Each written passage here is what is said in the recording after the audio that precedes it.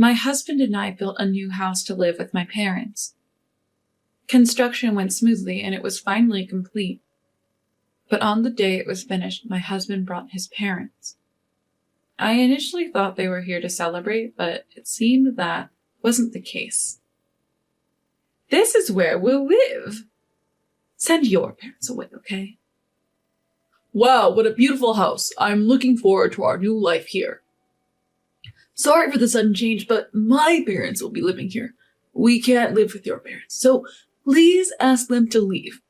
Suddenly, my husband's parents declared they'd live in our new house. Even my husband sided with them. I decided to get back at my inconsiderate husband and his parents.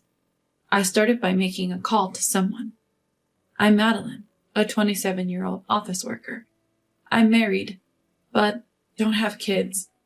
Life with my husband, Wesley, has been smooth. Recently, with some financial comfort, I began thinking about my aging parents. After much thought, I decided I wanted to live with them and shared this with Wesley. Wesley surprisingly agreed. "It's a good idea. Your parents will be happy, and it's a way to show gratitude." Surprisingly, he seemed to be positive about the ideas and gave me various advice.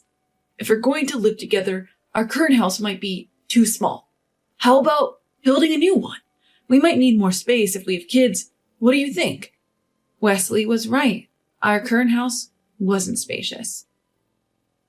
Considering future kids, a bigger house seemed better, so I agreed. Little did I know this house would lead to such a problem. We started planning immediately. We discussed the best house for elderly parents, its proximity to the station, and its size. "Which plot of land do you prefer?" "I think this one's more spacious." "How about this house design?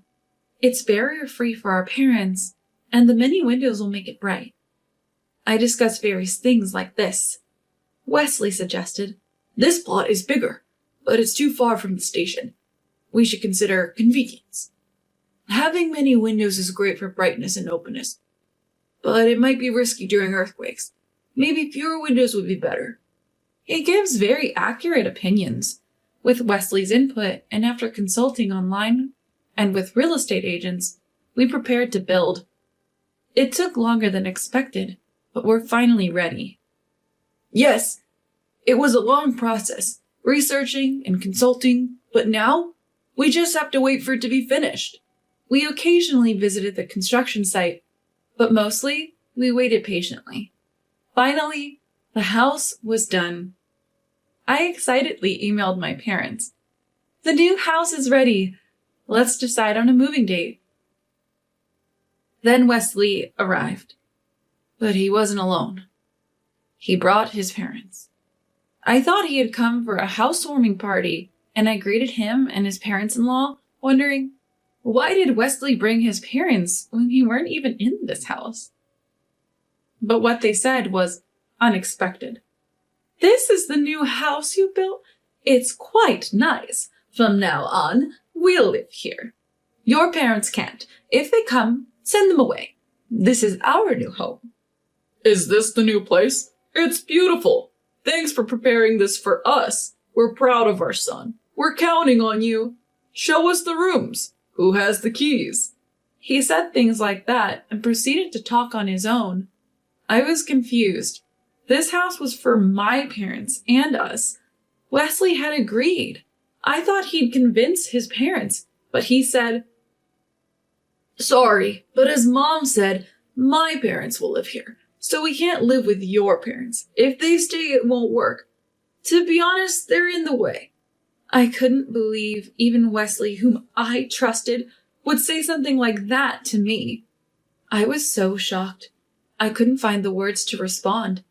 Then, without asking, they just moved into the new house, started unpacking, and began setting up as if they lived there. Such a reckless attitude. And Wesley didn't even try to stop them. Seeing this, I decided to get a divorce. Later, I confronted him. "This house was built for my parents, not for your parents, Wesley. Why are you suddenly saying this? This isn't what we agreed on. But all Wesley did was snort in amusement.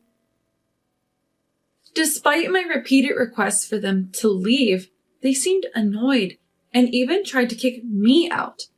I didn't want to live with his parents either, so I left. I kept asking them to either buy the house or leave, but they ignored me. To make matters worse, even after our divorce, they expected me to pay the mortgage. I was furious at both his ridiculous parents and Wesley for going along with them.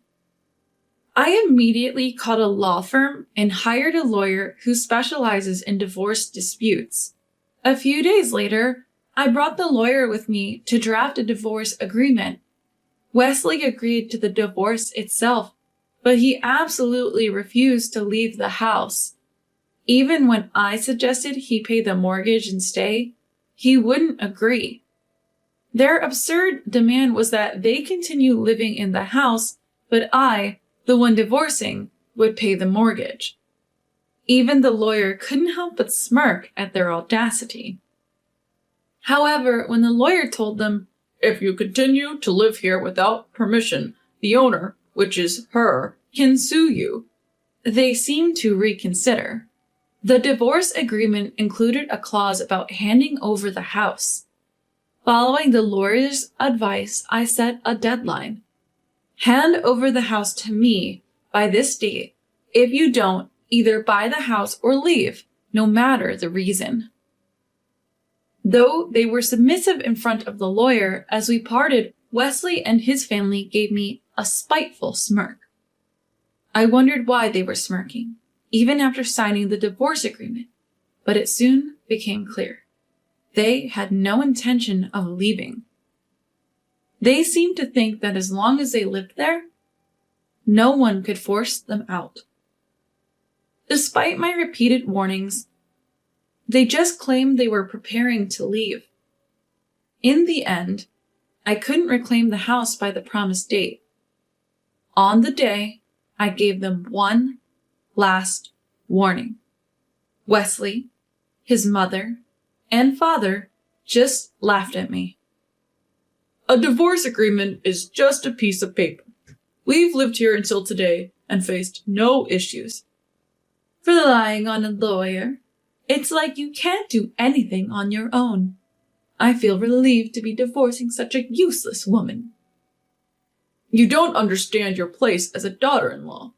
You should serve Wesley. This house is for Wesley, and by extension, his family. Know your place." I could only sigh.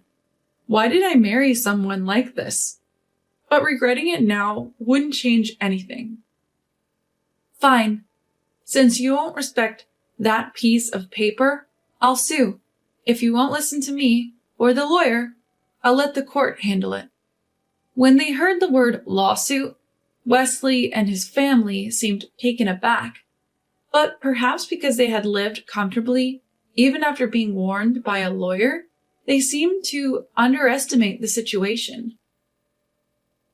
However, their laughter faded when I explained that even if it's not a crime that leads to arrests, I can still sue them. They started to gauge my seriousness. When I called my lawyer right then and there, Wesley suddenly raised his voice in anger. Ignoring him, I told my lawyer, "Hello? Yes. They don't seem to have any intention of leaving or buying the house. I've decided to proceed with the lawsuit as planned." Sensing my determination, Wesley and his family suddenly changed their tune, crying and begging. "We're old and can't work anymore. Please, let us stay here. It's hard for us to live with these aging bodies. We don't have much time left. Please reconsider out of respect for the elderly." "If we leave, we'll have nowhere to go. Are you really going to do this to us? Just let us stay a bit longer. Or do you not care about old people who don't have much money? If you kick us out, we'll end up homeless and starve on the streets. Please, Think of it as charity. If we leave, my parents will have nowhere to live. I can't provide a good life for them with my income. Just say okay, and everything will be resolved. Please? They tried to use their living situation as leverage. Their true intentions were clear. They thought I wouldn't be able to refuse. But I did. After all, they started living there without my permission and then demanded money. It was too much. I explained my stance with a cold demeanor. How many times do I have to say it? I'm the one paying for this house, and it's in my name.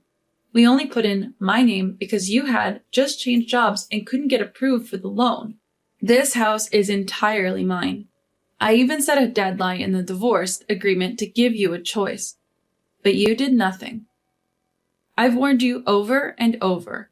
You ignored me, and now you're trying to guilt trip me when faced with a lawsuit? It's ridiculous. They were silent, unable to respond. When I arranged for a moving company to send all their belongings to their original home, they glared at me with hatred. You're like a devil for doing this to old people like us. If we starve to death, we'll curse you forever. Remember that. How can you do this? Don't you have any compassion? What about my parents? It's all your fault. We told you. It's hard for us to work or even live daily. You heartless person. We'll never forget this. They left with those parting words. I kept a straight face, but inside, I was smiling. I thought I could finally have peaceful days, but they started harassing me again. They seemed to hold a grudge, so they began causing trouble at my house. I had anticipated this and installed security cameras.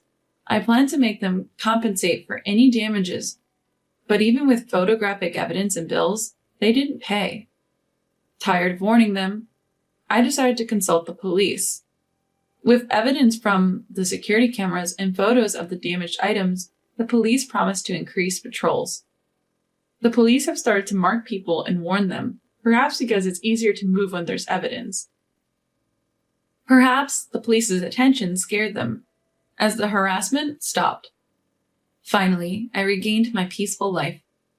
I later learned that they moved to a cheaper area and lived in an old, affordable apartment. They seemed to live beyond their means, and always struggled financially, unable to save. Therefore, they cannot save money. Wesley, frustrated with the situation, reportedly said, I'm the one working, and they're wasting money. Who do they think is earning? They need to think before spending. I can't take care of them anymore, and left them. After some time, his parents came to visit. Do you have a moment? We're sorry for the sudden visit.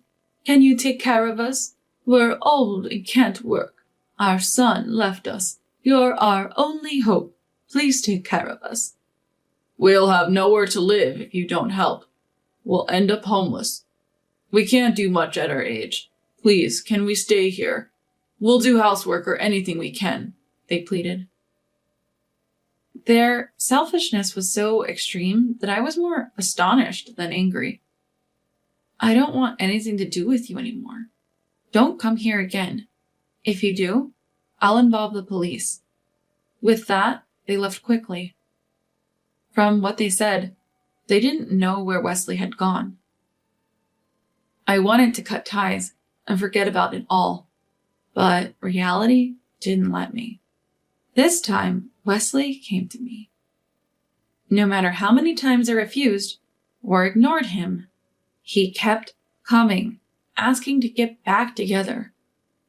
Look, I'm sorry about before. Turns out my dad had racked up a lot of debt, and we had to sell our original house. We had nowhere to live, and after paying off the debt, we had almost no savings left. I thought we could stay at your place. After leaving the house, we lived in a cheap apartment, but my parents kept spending. So we couldn't save money, and life became tough. That's why I left. Can't you give me another chance? I promise I won't act like that again, please. Hearing this, I finally understood why his parents had come to my new house, and why they couldn't return to their family home. But hearing all this, I felt nothing but indifference. That's it? If you're done, then leave. No matter the reason, I won't reconsider. Just remember that. Goodbye. I tried to close the door, but he seemed persistent. I'll apologize as many times as it takes. I won't give up until you forgive me. I'll prove myself. It seems like he won't give up until I forgive him. True to his word, he seemed determined. Every time I went out, I'd likely run into him. He'd call and email almost daily. He had become a full-blown stalker. He'd even confront me in public, making scenes like, "I'm truly sorry. I've reflected on my actions. What can I do for you to forgive me? I promise I won't do it again," making it seem like a one-sided marital spat. Because of this, even strangers would tell me, "He's apologizing so much. Why didn't you forgive your husband?" His persistence became unbearable, so I consulted the police again. Given our history, they acted quickly. Perhaps the threat of arrest worked as Wesley's stalking finally stopped. I managed to settle all the issues, and as initially planned, Mom and Dad and I started living in the new house. My parents thanked me, saying, "We appreciate all you've done to let us live in the house, despite the troubles." Despite the divorce, the three of us can now live happily. I don't know what became of them, but just knowing that makes me feel content. From now on, I plan to lead a fulfilling life while taking care of my parents. A new life in a new home. It's been a challenging journey, but from here on, I hope for peaceful and calm days. I wonder if I've shown enough gratitude to my parents who raised me with so much love. From now on, I vow to be more devoted and make every day count.